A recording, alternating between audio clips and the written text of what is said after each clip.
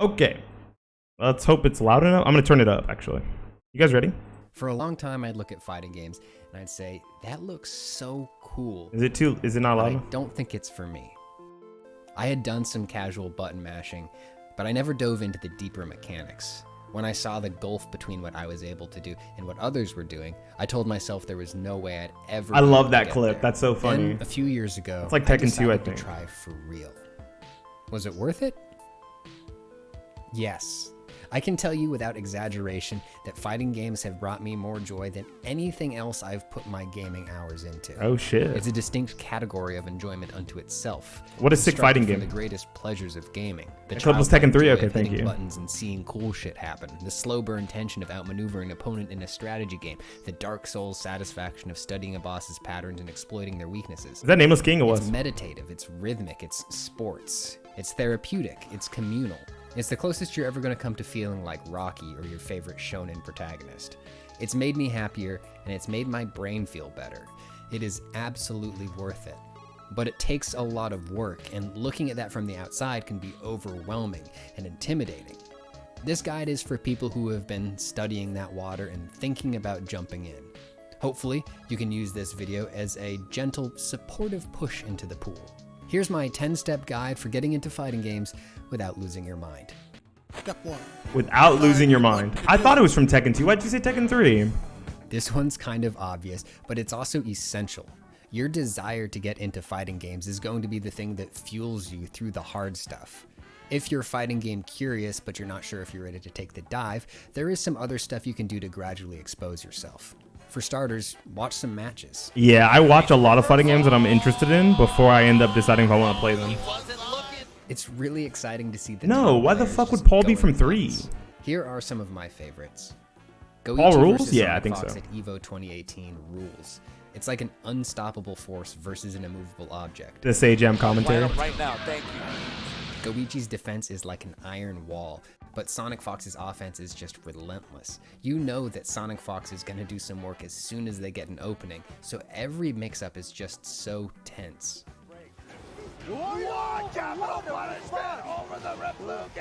Lil Majin's whole Evo 2018 run was also great. That was a great run. That's a great Majin run. was an American player in a game that was historically dominated by Korean and Japanese players. So it's a combination of an underdog with the home field advantage. Plus he's playing a super fun character with big splashy moves.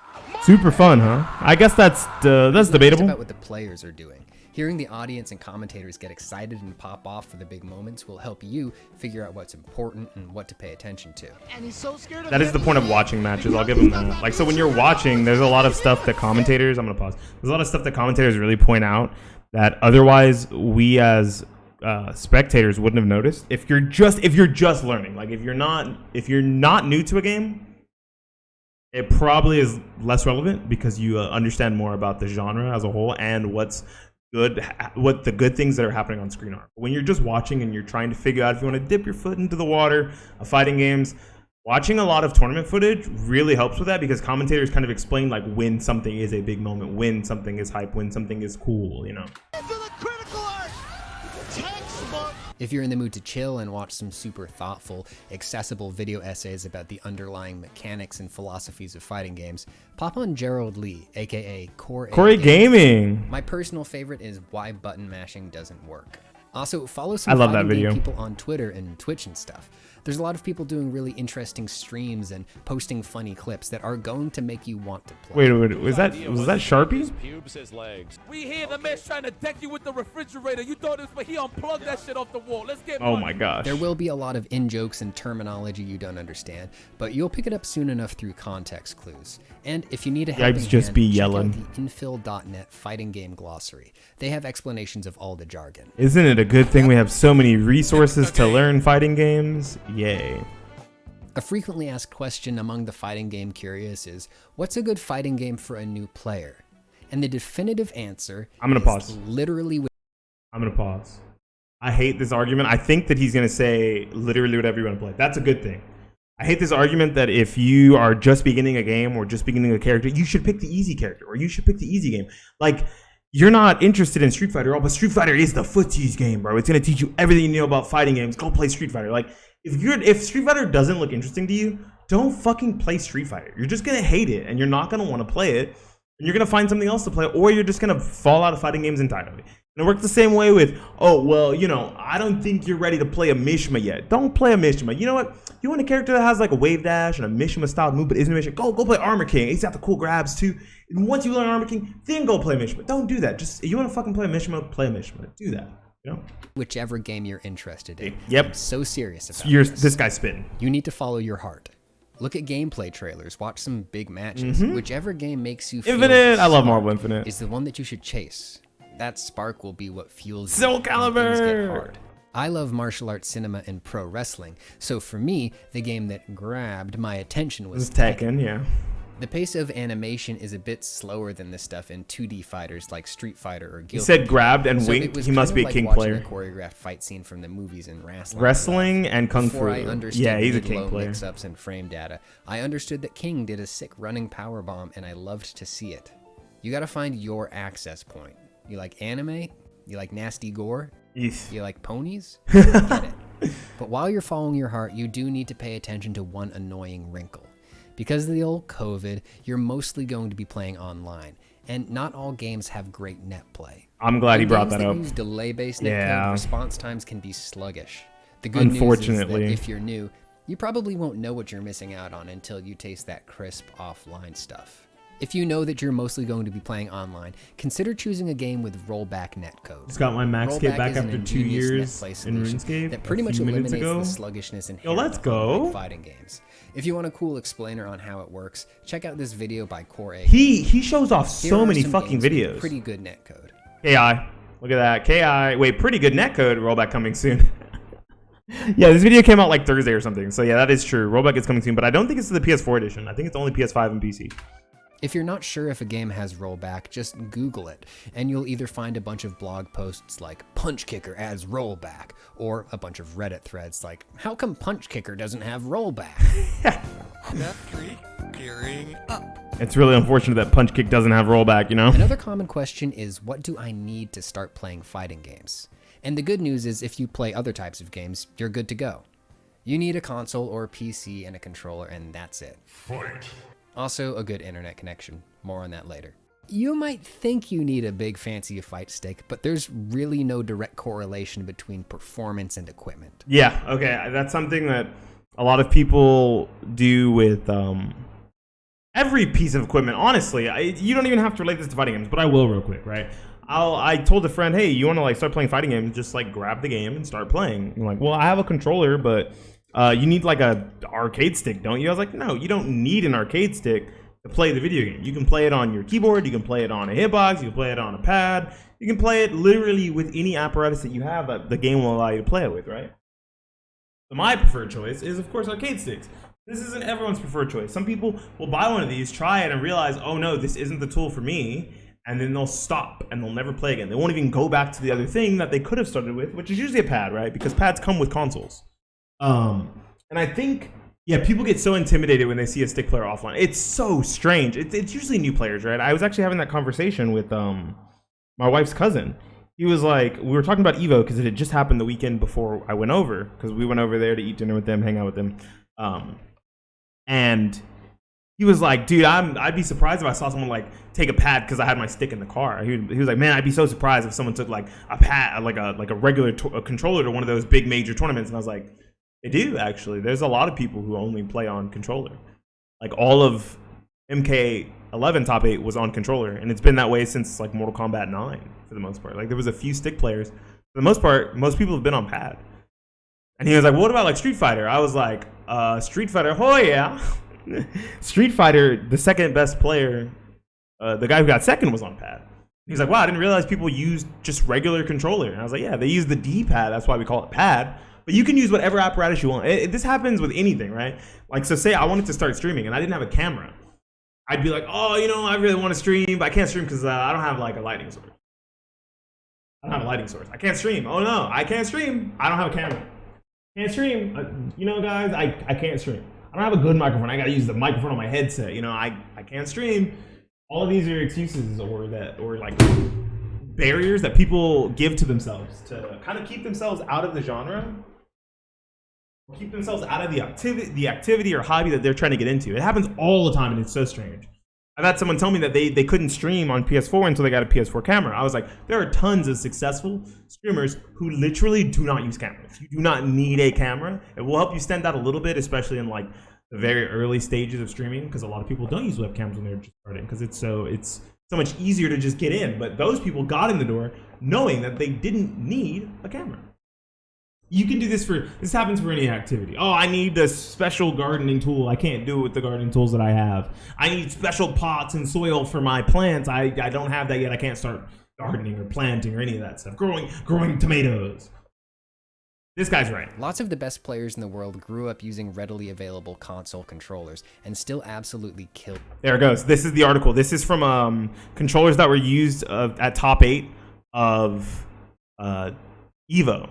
These are all the main Evo games. Look at that. The PS4 controller is the most used. Still 11, right? So still the most used out of all controllers, if you exclude Mortal Kombat 11. But 19 altogether. That is the most used controller at Evo in top 8. And the skills and knowledge you develop using one type of controller are totally transferable. Kind of. There's just a short recalibration period where you need to develop some new muscle memory.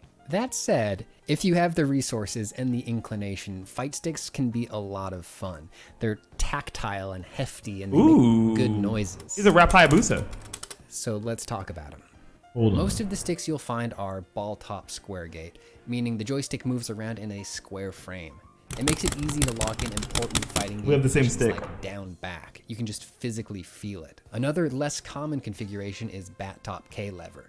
These ones don't have. I use bat top, square gate to return to the neutral position. The result is that they're a bit spongier, and you got to be more precise with your inputs. Unless you're planning to go all in on Tekken or you grew up on these, I'd steer clear for now. Finally, hitbox-style controllers replace the joystick with more arcade buttons. They take some getting used to, but they allow for extremely precise inputs. That's so sick. But maybe I gotta get me one of those eventually. Is that they're pretty damn ergonomic. Cranking on a fight stick can stress out your shoulders and fingers. My elderly thumbs don't have what it takes to mash on a D-pad anymore. A hitbox is comfy, and it lets you nail your inputs without straining. Most controllers work with get me PC one of those. and one type of console. If you ever plan on attending a local event, I'd suggest going for a controller that will work with the PS4. That's what they're going to be using there. Tuning your control setup is fun, and it can become a hobby of its own. But the biggest message I want to give you is do not gear gating. Yourself. That's what it is. They're gear gating. That's a good word. Between you and the thing you want to do. Yes, he said it. Yourself the pleasure of playing and getting better. But let's talk about a real boundary. Step 4. Pipe check. If your connection to your opponent is not steady, you're simply not going to have a nice time playing with each other. You'll be more likely. I feel it's more for 2D. That's wrong. But more important, you're just more comfortable on hitbox. You're just more comfortable on stick for 3D. It's not. Adhere religiously to. You can use hitbox for anything because direct wiring takes a big failure point out of the network. There is literally no downside to hitbox The for 3D anti-Wi-Fi or sentiment 2D. No online downside. is severe enough that it will affect your experience. Yeah, some people will just not play you. And opponents are less likely to accept a match with you because you're on Wi-Fi. You'll have a dodgy connection. That means you should get. But my Wi-Fi is so fast, bro. My Wi-Fi is sick. I don't need to be. Hitbox is godlike for Tekken, though, isn't it? Yes, it is. It is. That's why I'm like, what are you talking about? When I had roommates, I would run cable down my hallway when I was playing. Wire up. Toilet up when I was done, so our common spaces weren't a constant tripping hazard. This might involve some negotiation and compromise, but it's absolutely worth it.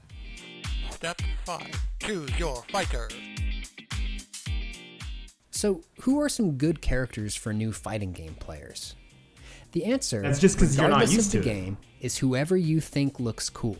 Once again, or you like the motion of doing it on a stick, but it's definitely motivation to more. It's definitely easier and more intuitive.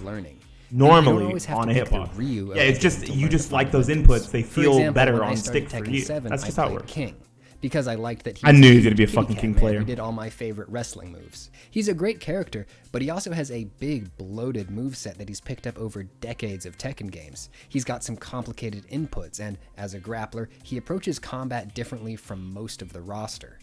But I liked him. I liked the way his moves looked. I liked his vibe, so I had the motivation to put in the work. Later, when I picked up Guilty Gear Strive, I went with Soul Bad Guy, because he's kind of the Ryu of that game, and he was really strong. Oh, he did the thing. He didn't gear gate himself here. He character gated himself. He said it right here because he was really strong and he's kind of the Ryu of the game. You don't have to play the Ryu of the game. You don't have to do that. I said that earlier. Nah, I would never. I just play whoever the fuck I think looks cool. I'm like, this guy looks cool. Or this lady looks cool. And I play them. At the time, I thought that having a high-tier character who exemplified the fundamentals of that series would help me learn. So I tried for a while. And then I fell off and told myself maybe Guilty And you know why that happened? Because he was playing the character that wasn't for him. Gear wasn't for me. A few months later, I came back and I tried the character who I really wanted to play all along, and it all clicked. I loved looking at my little guy. I loved his gigantic hands. Oh, he switched to pot. Yeah, he's a fucking grappler player. So I was motivated to play and learn. Don't let tier lists or meta discussions dissuade you early on. Pick who you think looks cool. You're spitting, brother. I cannot say this enough. Step 10. Learn how to play. Once you've selected your little guy, hop into training mode and start hitting buttons. See what they do. See how it feels. Some games like Guilty Gear Strive and Mortal Kombat have decent tutorials that explain fighting game fundamentals and include challenges to test your knowledge. Any fighting game worth playing will also have a full command list in the start. Ooh, if you like what you're feeling, hop onto YouTube and search for some character guides. This is a really cool thing about fighting games. They are complicated. And that's a lot of guides with a lot of views. But that complexity is also what makes them so satisfying and fun to play. And people want other people to share. That's what I was. That's basically what I was saying. Hours of work to make wonderful guides. Like and subscribe. Character guides are great. Looking at your move list in a game is helpful, but it doesn't instruct you on the overall strategy for that character. A good guide will highlight the most important tools. Yeah, it's definitely just that you don't, that it doesn't feel right to you, but there's no theoretical downsides to a hitbox for any fighting game. I can't think of any. That's of a single fighting game that you shouldn't use hitbox for. I've watched the same guides over and over again over the course of weeks, months, and even years. This guy's okay. Every time I rewatch, I'll notice that he's about to say what I'm hoping he's gonna say. Whenever you absorb him, we're humans, right? So our brains aren't perfect. They're very weird. And I think that whenever you watch something a third or a fourth or a fifth time, you absorb new information from it that you didn't see the first and second time. And that's why he said that he's watched the same guides over and over and over. I even do it with card game stuff, right? Like if I'm like trying to build a deck, I want to get ideas for a deck or a format or like how certain interactions work. I'll watch the same video of two people playing over and over.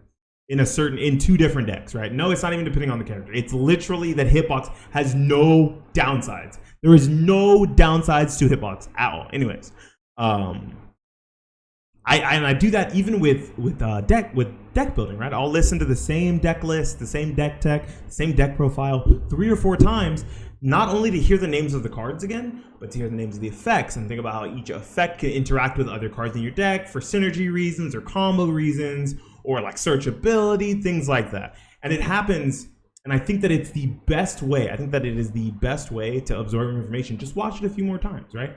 There's no reason why. You have to just watch a guide once, right? It's a 10-minute video. If you've got 10 minutes to watch a video to learn a game, you've probably got an hour. Watch it a few more times. Watch it once, go play a little bit. Go watch it again. See if you pick up some new stuff. Go watch it again, pick up some new stuff, and just keep doing that cycle over and over. The things that I've learned and incorporated into my play, and I'll make note of the things that I still need to do. In terms of written resources, that's going to depend on the game you're playing. Guilty Gear and other ArcSys games have comprehensive guides on dustloop.com. Dustloop is sick. A lot of Tekken info is in Google spreadsheets that get passed around on Reddit. Figuring out where your game lives online is just a matter of Googling. As you watch and read, hop into training mode and work on a few bread and butter combos. Don't worry that combo about is not good, is it? Oh wow, you that's need to actually develop pretty your decent muscle damage. memory to the point where you can hit your combos. I think most characters have at least one. Yeah, but Street Fighter 5 has combos you can do on hitbox, but not on stick. I'm gonna say right now that there are certain techniques you literally cannot do in Tekken without a digital input device. You cannot do instant wall running 2 with Claudio with an analog device. You need a digital device. You cannot do an instant wall running 2 no matter how fast you are on fucking lever. So that is already an advantage. You can do any instant running move on hitbox, and you can't do it on pad. It is literally impossible. There is too many frames between the lever being in forward to neutral, in forward to neutral, over and over. There's literally no downside to hitbox. It's just not for you, and that's fine. But arguing that there's like artificial barriers for hitbox is fucking stupid. It's really dumb. At all. A few days after I picked up Tekken, I got on Twitter. And he's still on Tekken. I like me that. Hitting King's most basic, unoptimized combo.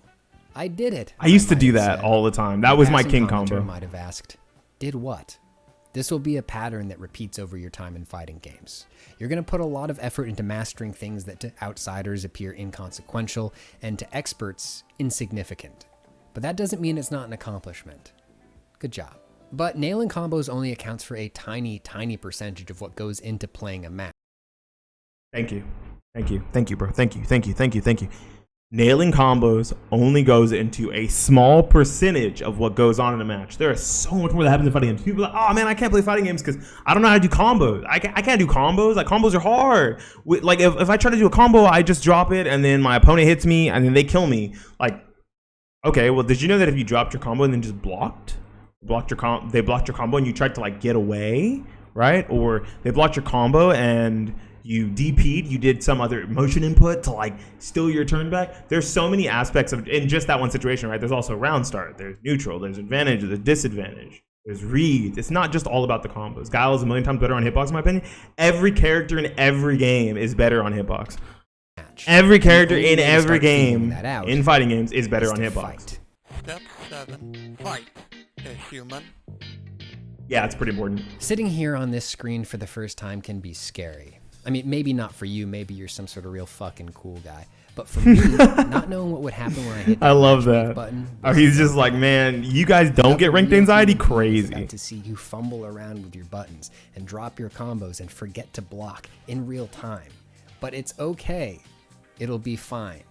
As intimidating as that human-to-human connection is, it's also absolutely core to the joy of fighting games. Now, I'm not saying there's no value to fighting the CPU. It is a good way to keep learning your own character's moveset and develop muscle memory. It can also help you familiarize yourself with the capabilities of other characters. You can learn that Sagat has this big kick and this uppercut and, whoa, 2 different fireballs. But once you've mentally logged that stuff, there's not much more it can do to prepare you. Yeah, you definitely have to play it online. Despite advances in or against real people offline. The that works CPU too. won't string those moves together like a human opponent, and fighting a robot is just not as fun. So take a deep breath, set your That was my least favorite thing about learning fighting games as a kid. My brothers didn't like fighting games nearly as much as I did. So it was very rare that I could play against human people, right? I'd play like Budokai with my brothers a little bit of Melee, and occasionally like Capcom vs SNK 2 or Soul Calibur 2. But like I played so many more fighting games, and I just had to play against computers as a kid because I didn't really have friends as a kid. Like not that would come over to my house or anything, right? Like I had a few friends at school, but they weren't interested in fighting games at all. And my brothers weren't really super interested in every fighting game, right? Aren't faster on a hitbox. You can still do the fastest possible DP on a sticker pad. Yeah, it's just harder. Expectations low It's just harder. and hit that matchmaking button. Or one of those matchmaking buttons. Most fighting games are going to have a couple of options. You just have to have so that let's muscle go memory over down those. for it. Ranked matchmaking tracks your I've had Jeff to play video games with my entire life. You're so fucking lucky. Then attempts to match you against opponents of the same skill level. Hopefully. Usually there's some sort of meta progression here, as you earn new titles or badges, or in the case of Strive, Go up literally floors, move yeah. towards the top of a tower. The obvious pro here is that as a new player, you should be paired up with other new players, so you'll actually have a chance of winning, and winning feels good. The con is that even when you're fighting for fake online points, that sense that you're being evaluated changes. I'm glad he said it. Fake Getting bumped online down a level points. after a losing streak can be really demoralizing. It also changes the behavior of your opponents. Still haven't transcended humanity, huh? I can do a DP faster on a hitbox and a stick. I think Separating your that's a self-worth you from thing your though. Performance can be tough, and it makes some people act really silly. It can cause people to get obsessive about their win rates. They might duck you in matchmaking if you play a character that they have a hard time against. They might bail out of a set the moment they lose. They might send you nasty Yeah, if you don't have the muscle Quick memory tip for on it, this if you're it's worried about definitely getting gonna shit from feel toxic way players. harder. Lock down your message settings ahead of time. Now, I know I just That's so irritating. That is so irritating that he just said that. You know, it sucks that fighting games is like one of those genres, kind of like League, right? Where like, or MOBAs, where there's so much toxicity, like so spread out on the forefront at the beginning, right? So the higher up you get in League, the less toxic people. The lower you are in League, the more toxic people are. Same thing with like Call of Duty and any game where you can interact with your opponent. Usually the worst players, yeah, Hitbox is definitely better. Yeah, Hitbox is 100% better, dude. Hitbox is better than any input device, right? But it's still preference. It's just whatever you're more comfortable. He's halfway right. Hitbox is better, but it's still just whatever you're comfortable with. Who gives a shit, right? We're humans. We all make errors. We all can't be the fastest we possibly can be all the time. We're not fucking robots. We're not. We may have a robotic tool in front of us, but that robotic tool needs to be mastered by a human. So you're halfway right. Halfway right. Hitbox is better in every situation for every game. Better for some things, yeah, but DP speed isn't one of them.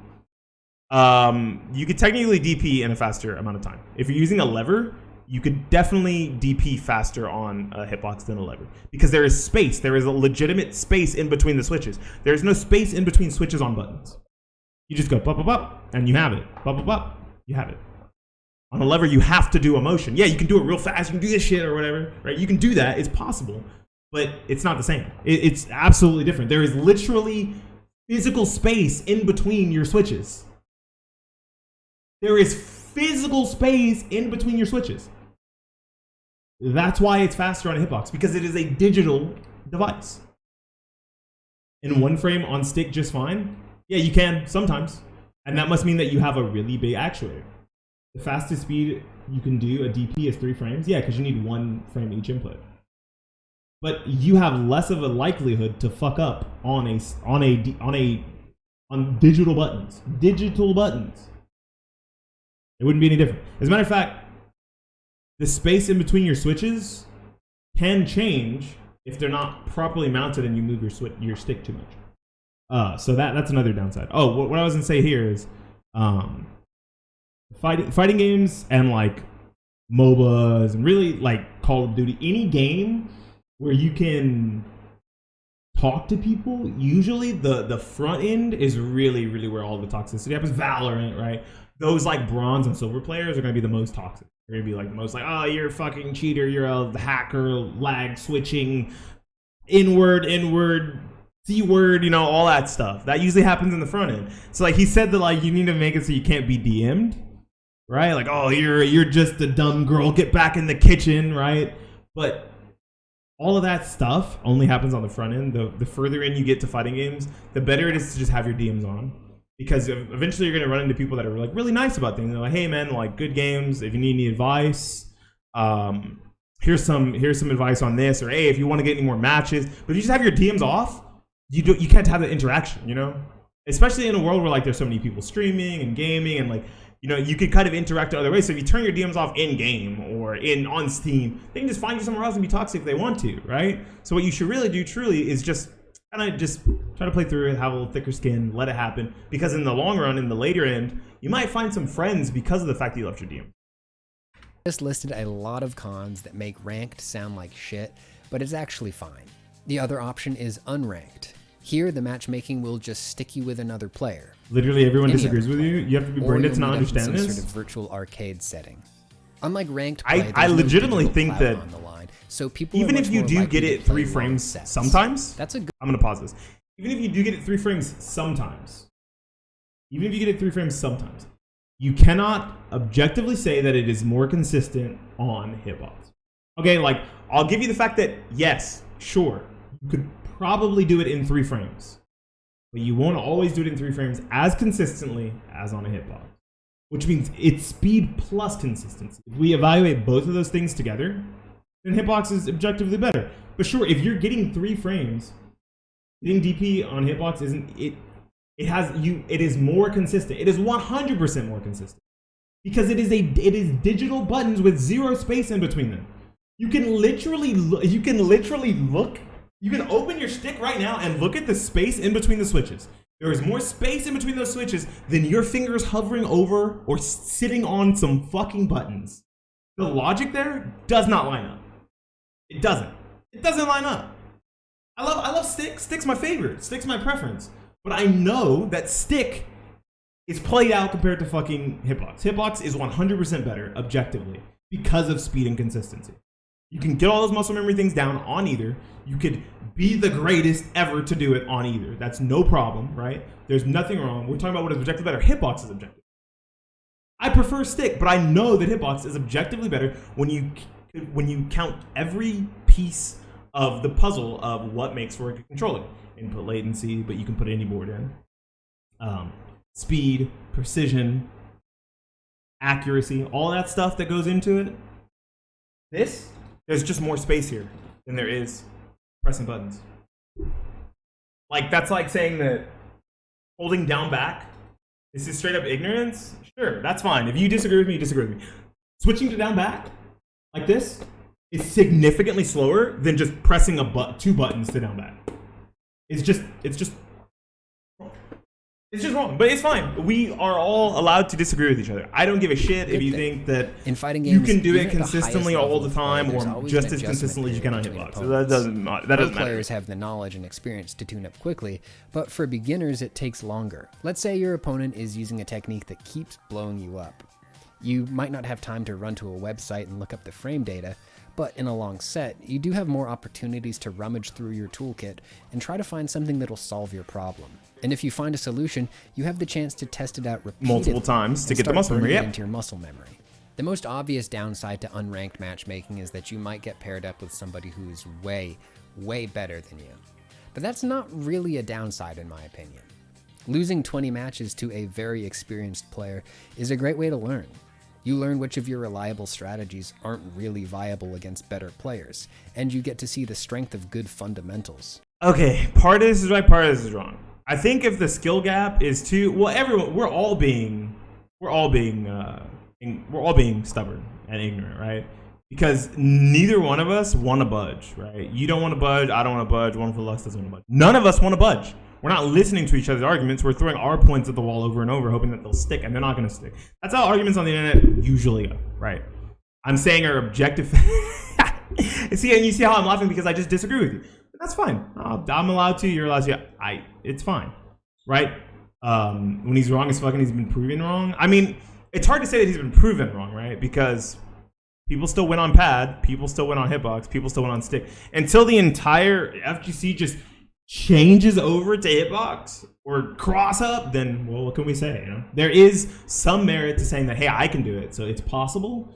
But it's still like digital inputs feel, in my head, digital inputs feel like they are the fastest they possibly can be, right? Me hitting a switch with my finger compared to moving a lever, this just feels slower than doing this. And I know that. What feels better is irrelevant. No. I'm saying, like, just logically, think about this. Think about this. Think about this. This is the motion of pressing down back. That's the motion compared to this. I'm sorry, compared to this. Think about that. This compared to this. Like, look how fast I can do that compared to literally going from neutral, reacting to something, and then pulling the lever down into a corner to hit both switches. Even with a really big actuator. Logically, in my head, that just seems like it's going to take more time. You can get the muscle memory for it, and you can beat just as fast as someone on hitbox, but it just doesn't, the logic doesn't line up here. Not only does it look like it takes more time, it also looks harder.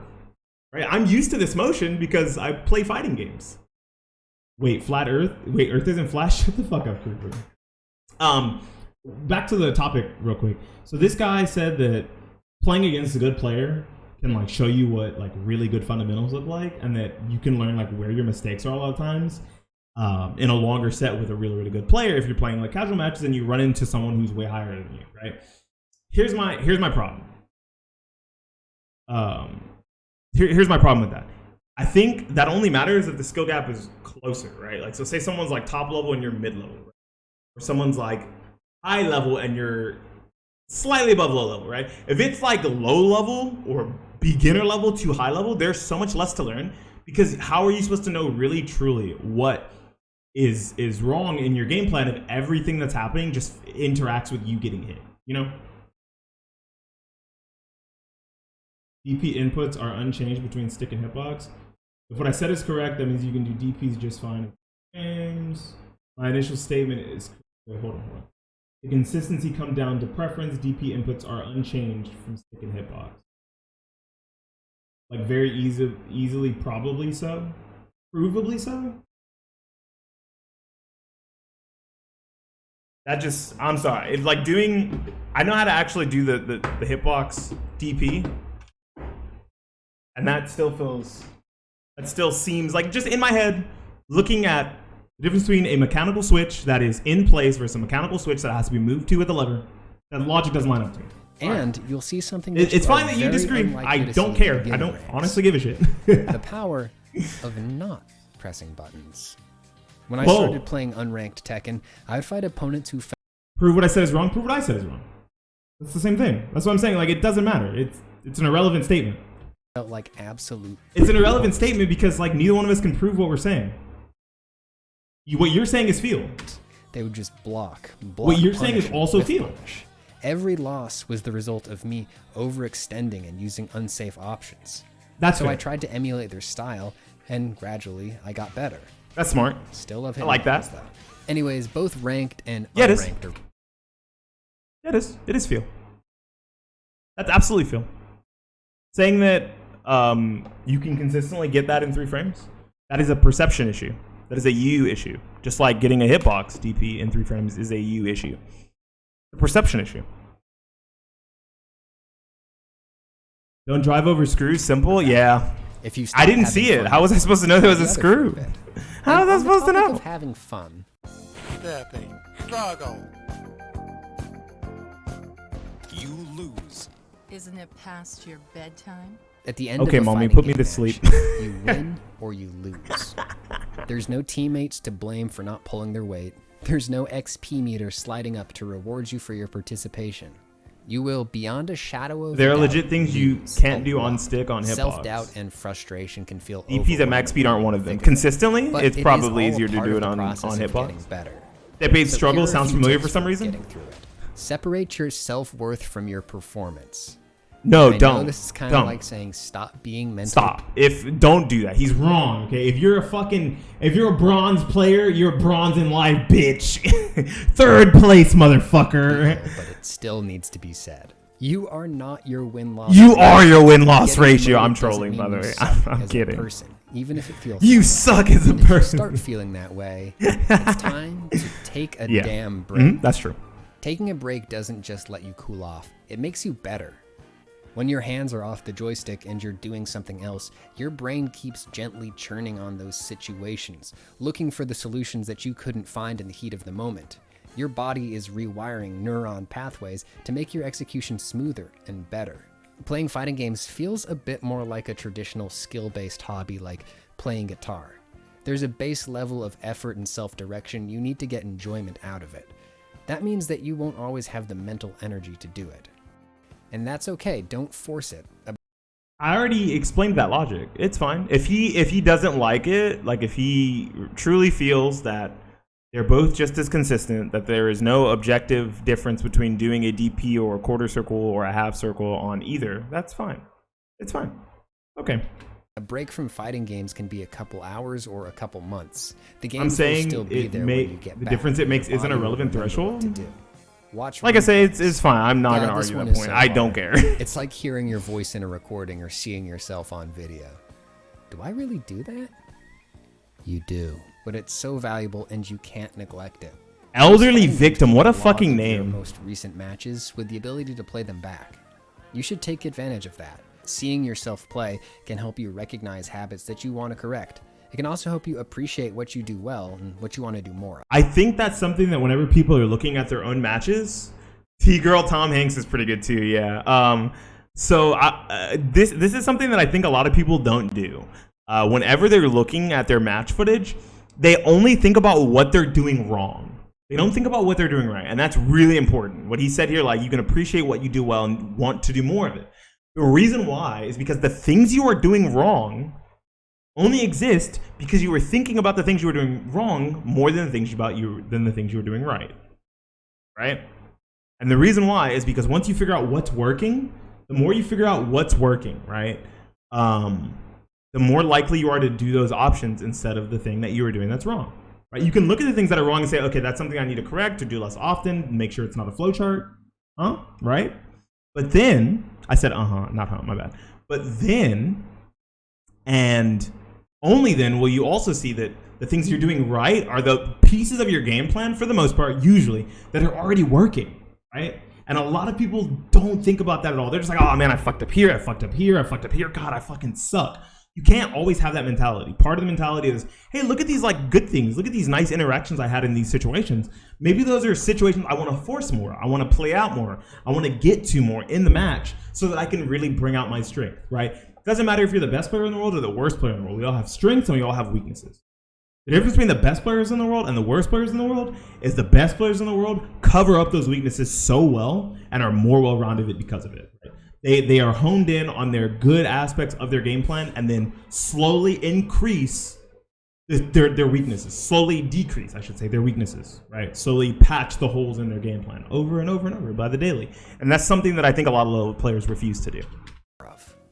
And when you're feeling really brave, take the next step. Show your gameplay to someone else and ask them for tips. I love that the old couple was Before you watching can their do that, gameplay. First you need Step 9. Community and Creeper finna competition. cook his ass. Yeah, we're gonna play Tekken here in a little bit. Let's see how it goes. This can be one of the greatest joys of fighting games. Fighting game The community is fighting sick. game community is the name of the collective, but it's not monolithic. There are hundreds like his hair. or thousands of Discord communities out there for fighting games. Some are game specific. Goki some are Pirates? token specific. Some are What? geared towards certain demographics What? and skill levels. Do some Googling and ask around on Twitter until you find a place that feels good for you. Whether it's folks you meet through these communities or your own network. Yeah, the of FGC is friends, definitely pretty playing dope. fighting games against someone you know is so good.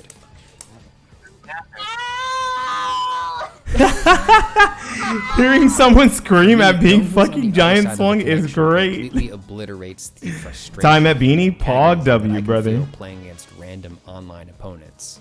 Partially because it's just more humanizing when you know that person, but also because I love you the can ask Fall Guys questions in community. chat. I've If never you're in really good tried to become a community, part of your it. opponent isn't going to keep any secrets because people who've decided that they want to get good at fighting games have signed an unspoken contract of mutual self-improvement. Iron sharpens iron. Fighting stronger opponents makes you stronger. So a good sparring partner will explain exactly how and why they're winning until it's time to compete. Luckily, Beanie has both. We all know we watch for personality, not skill, and he's sexy. Thank you. Stop all that. And for a fellow pugilist. Through Yo, your the community or boxers? just by being online, you might come across some online tournaments, and you should sign Okay. up for All right. That's the part that I don't agree with. He essentially, there's nothing really wrong he said here, right? He's just kind of this is an opinion piece, right?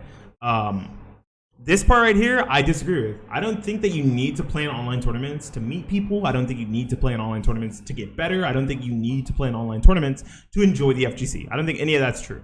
Offlines are totally different, right? Online tournaments, I don't think you need any of that because you can like totally play in an online tournament and not meet anyone at all, right? Some of the people that I've met through Soul Calibur, through DNF Duel, through Guilty Gear, I've met just from streaming and just from hanging out in other people's chats and talking about the game, playing the games, but not at all by playing an online tournament. Playing an online tournament right now at 12:30 p.m. That's my guess. You guess what I'm doing right now? I hope you're not doing that and watching my stream at the Tournaments same are time. really cool. She's like, who are you They watching? offer Their you the voice chance is to do a so lot of things relaxing. that you won't get in your casual play. First of all, it's one of the few times you and your buddies will step into that magic circle of competition, mutually and temporarily agreeing to set aside the helpful hints and just going all out, seeing who will win. If you're used to mostly playing friendlies, it's fun to try out a different vibe.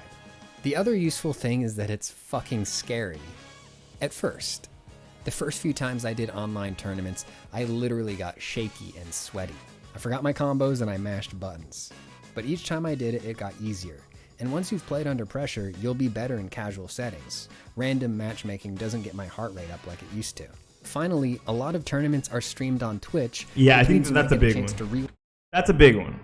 So I think performance anxiety really hurts like beginner players. They're like, oh, what if I don't do well? Like the pressure is all on me. Hey man, just instead of saying the pressure's all on me, say the win or the loss is all on me. Sure, people have like, what is it called?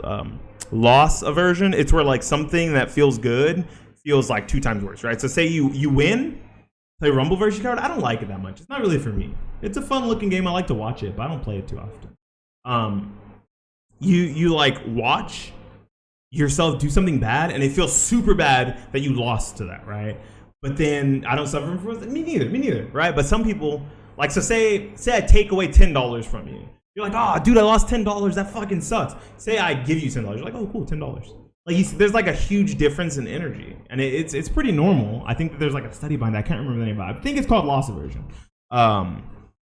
And that kind of happens even in like online tournaments, offline tournaments, everywhere. And it leads to performance anxiety a lot of times, because that feeling of like not doing well hinders people from wanting to lose. Like, they're like, I can't lose. Like, if I lose, I feel really, really bad. So they just don't try. Watch the VOD. It's a part of everything. Someone commentate your match. I suffer from being too hard on myself. That's fair, yeah. This can make you feel vulnerable. You lose to the best player in the world, you're like, damn it, I should have fucking beat that guy. Fuck! A good commentator will put into clear terms what's going on, and that can be an incredible learning. I fucking suck! Pretty good at fighting out of the corner. Win is biking. I like the name. Back thrown into the corner. Again, huge life deficit, but the other way around. That's bones. Gets hit by the stomps. No, but drops it at the target combo. Step 10. There is no end. One of the many wonderful and intimidating things about fighting games is that there's no prescribed end goal for your participation. There's no final boss or end game treadmill. Even the best player in the world is only the best until someone surpasses them. No matter where you are in your journey, in some sense... Yeah, that's so true. Arslan Ash was not in grand finals. Yep. You're still at the beginning. That means you won't always know the next step. Was that Boom versus... hold on, did I just see that? Is that Boom versus... That means you won't... Who's the other person? Was that Incendiary? Yeah, Boom versus Incendiary. I feel superior when I play worse. But it also means you're never falling behind. If I feel superior, I play worse. Oh, okay. Learning and having fun, you're doing it right. And it's dropping KOF to focus on Tekken, and he's like, yo, fuck all that. That's true, though. There's really no ending to fighting games. I think the difference between like fighting games and more traditional games, like single-player games, is like there's a boss. Like, you finish the game's over, right? The game is over. And this video, a lot of this stuff can like totally work for other games. You could say how to get started in shooting games and have a good time. How to get started in card games and have a good time. How to get started in MOBAs and have a good time and have a nice time. It's kind of hard. It's a MOBA, right? But so sure, you can make it to the top of the ladder in a MOBA, but you can still play. The game's not over. You can just keep playing. You can play against the opponents in there. Biggest Beanie, yo, what's up, Kami? How you doing? Right? You can play against the better players because you made it to the top of the ladder. You can grind out online tournaments. You can try to, get signed to a team. There's when it comes to like competitive games, there's so much more to do than just play the game. There's a community behind it. There's extra goals and a competitive community, and there's like life. It feels like there's always life to competitive games, and that's what's so cool about them. That's why almost everything I play is multiplayer. The thrill of winning or losing, right? Preferably based off your own skill. Preferably based off your own skill is like so exhilarating, and it encapsulates everything I like in games.